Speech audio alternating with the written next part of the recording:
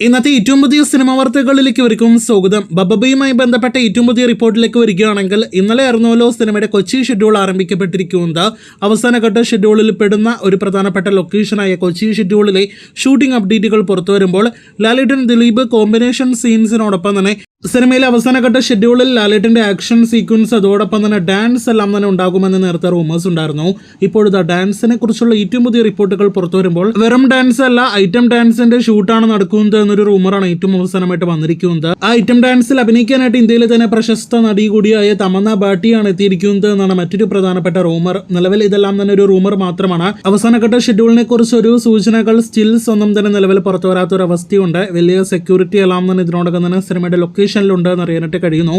നേരത്തെ ദിലീപിനോടൊപ്പം ബാന്ദ്ര എന്ന സിനിമയിലും തമന്ന അഭിനയിച്ചിരുന്നു. ആ സിനിമയിലും ദിലീപിനോടൊപ്പം ഒരു ഡാൻസ് നമ്പർ എല്ലാം തന്നെ ഉണ്ടായിരുന്നതാണ് തമന്നയ്ക്ക്. ഇപ്പോഴത്തെ തമന്ന ദിലീപ് ഒപ്പം തന്നെ ലാലേട്ടൻ കോംബോയിൽ ഒരു ഡാൻസ് ബബബ എന്ന സിനിമയിൽ ഉണ്ടാകും എന്നൊരു റൂമറാണ് ഏറ്റവും അവസാനമായിട്ട് വരുന്നത്. ഇപ്പോൾ തന്നെ മികച്ചൊരു ഹൈപ്പുള്ള സിനിമയാണ് ബബബ എന്ന കാര്യത്തിൽ സംശയമില്ല. ഈ ഒരു റിപ്പോർട്ട് കൂടി കൂടുതൽ ആവേശം നൽകുന്ന ഒന്ന് തന്നെയാണ്. ഇക്കാര്യത്തിൽ ഒരു പൂർണ്ണ വ്യക്തതയ്ക്ക് എല്ലാം തന്നെ നമുക്ക് കാത്തിരിക്കാം.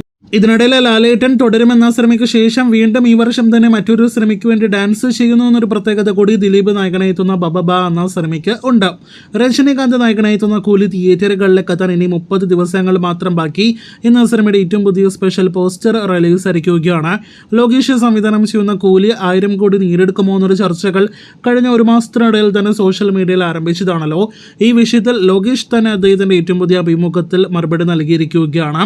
കൂലി 1000 കോടി കളക്ഷൻ നേടിയെടുക്കുമെന്ന കാര്യത്തിൽ തനിക്ക് ഉറപ്പില്ല, എന്നാൽ 150 രൂപ കൊടുത്ത് പ്രേക്ഷകർ എടുക്കുന്ന ടിക്കറ്റിന് ഞാൻ ഗ്യാരണ്ടി എന്നാണ് ലോകേഷ് തന്നെ അദ്ദേഹത്തിന്റെ അഭിമുഖത്തിൽ വെളിപ്പെടുത്തിയിരിക്കുന്നത്. മുൻപ് ലിയോയുടെ കാര്യത്തിലും ഇതുപോലൊരു ഗ്യാരണ്ടി ലോകേഷിൽ നിന്നും ഉണ്ടായി. ആ സിനിമ വീഴ്ചയുടെ റെക്കോർഡ് കളക്ഷനാണ് നേടിയെടുത്തത്. കൂലിയും അങ്ങനെ തന്നെ ആകട്ടെ എന്ന് നമുക്ക് ആശംസിക്കാം.